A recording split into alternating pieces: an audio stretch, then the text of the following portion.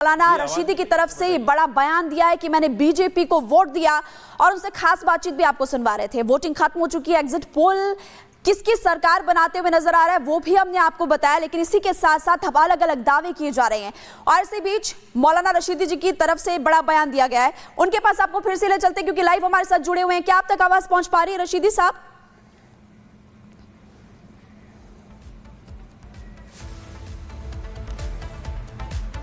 तो मौलाना साहब से बात करने की कोशिश करेंगे, लेकिन मौलाना साजिद रशीदी पिछले दिनों आम आदमी पार्टी सरकार से नाराज दिख रहे थे।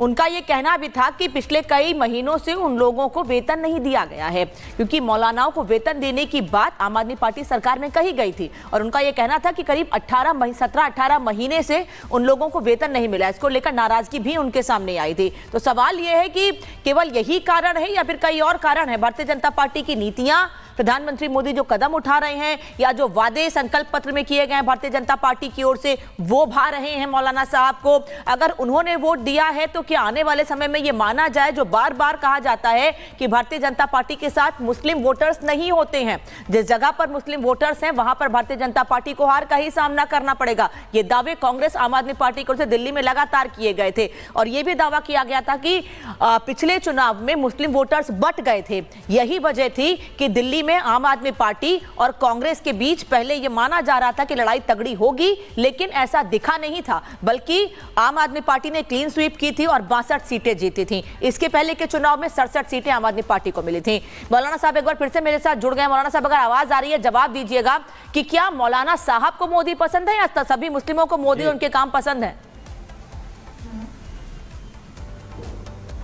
नहीं, देखिए, मोदी के नापसंद होने की क्या वजह हो सकती है? मोदी जी हमारे देश के प्राइम मिनिस्टर हैं, नापसंद क्यों होंगे?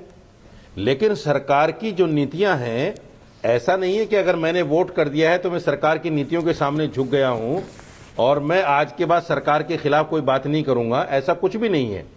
एक परसेप्शन बनाया था विपक्ष पार्टियों ने कि मुसलमान बीजेपी को हराने के लिए वोट करता है।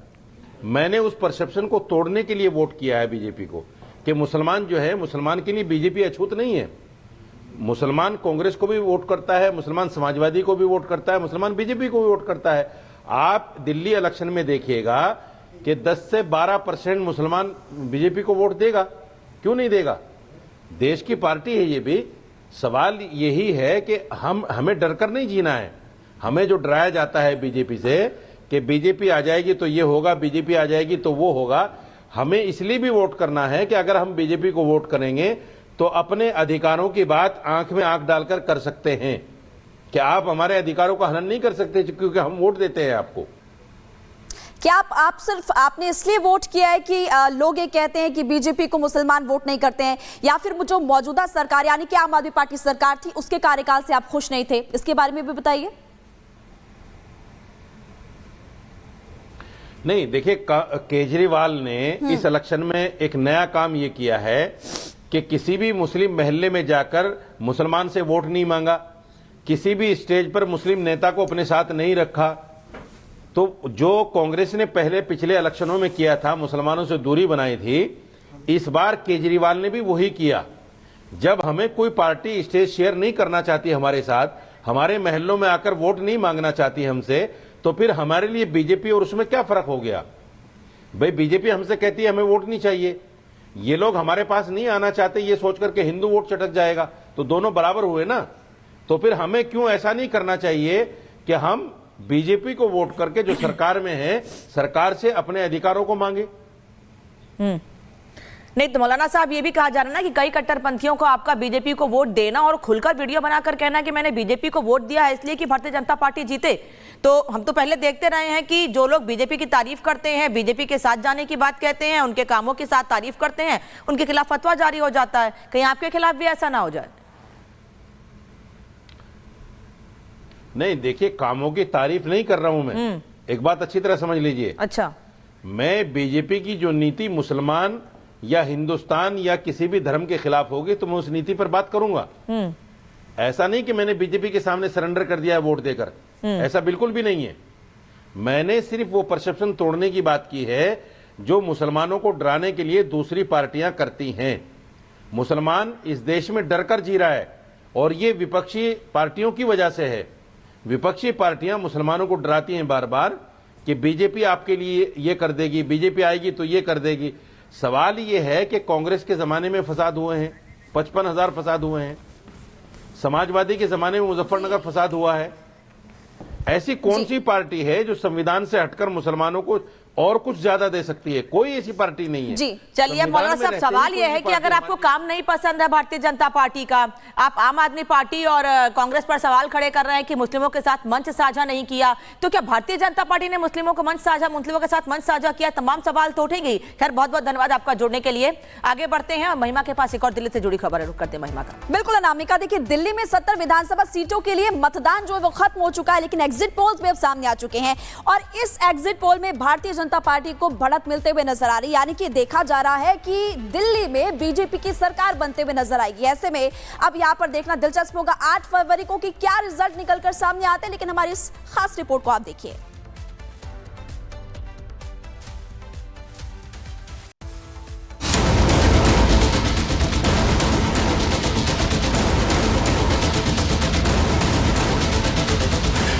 खिलेगा कमल, झाड़ू का सफाया।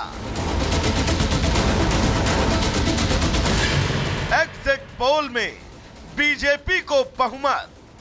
क्या दिल्ली में बीजेपी का 26 साल का सियासी वनवास खत्म होने जा रहा है? इस सवाल के जवाब के लिए तो 8 फरवरी तक का इंतजार करना होगा, लेकिन वोटिंग के बाद जारी एग्जिट पोल के आंकड़े बता रहे हैं कि दिल्ली में इस बार कमल खिलने को तैयार है। भगवा ब्रिगेड पूर्ण बहुमत के साथ सरकार बनाने जा रही है। मेट्राइज एग्जिट पोल के मुताबिक दिल्ली में बीजेपी को निर्णायक बढ़त मिल सकती है। बीजेपी को 35 से 40 सीटें मिलने का अनुमान है, तो वहीं आम आदमी पार्टी को 32 से 37 सीटें मिलने की संभावना। बीमार के एग्जिट पोल ने बीजेपी को 39 से 49 सीटें मिलने का अनुमान जताया और आम आदमी पार्टी को 21 से 31 सीटें मिलने की संभावना जताई गई। दिल्ली चुनाव को लेकर 11 एग्जिट पोल सामने आए हैं। 9 में बीजेपी को बहुमत तो 2 में आम आदमी पार्टी की सरकार बनने का अनुमान है। पोल्स ऑफ पोल में बीजेपी को 39, आम आदमी पार्टी को 30 और कांग्रेस को 1 सीट मिलती दिख रही है। एग्जिट पोल के आंकड़े सामने आने के बाद बीजेपी खेमे का जोश आई है। बीजेपी के नेता एग्जिट पोल के आंकड़ों को सही बता रहे हैं और प्रचंड जीत का दावा कर रहे हैं। बीजेपी भले ही एग्जिट पोल के दावे को सही मान रही हो, लेकिन आम आदमी पार्टी इन आंकड़ों को सिरे से खारिज कर रही है। आम आदमी पार्टी का कहना है कि उसका वोट बैंक फिक्स है और दिल्ली में आपकी ही सरकार बनने वाली है। दिल्ली में असली लड़ाई बीजेपी और आपके बीच ही है। कांग्रेस भले ही दिल्ली में अच्छे प्रदर्शन का दावा कर रही है, लेकिन एग्जिट पोल के आंकड़ों ने उनकी उम्मीद पर पानी फेर दिया। आंकड़े बता रहे हैं कि दिल्ली में कांग्रेस का सियासी वनवास अभी खत्म नहीं होने वाला। तो वहीं वोटिंग के बाद जीत और हार के तमाम दावे किए जा रहे हैं, लेकिन जनता का आशीर्वाद सही मायने में किसे मिला, इसके लिए 8 फरवरी का इंतजार करना होगा। Bureau report, Republic Bharat. और दिल्ली में इस वक्त अलग अलग जगहों पर हमारे सहयोगी जुड़ गए हैं। 8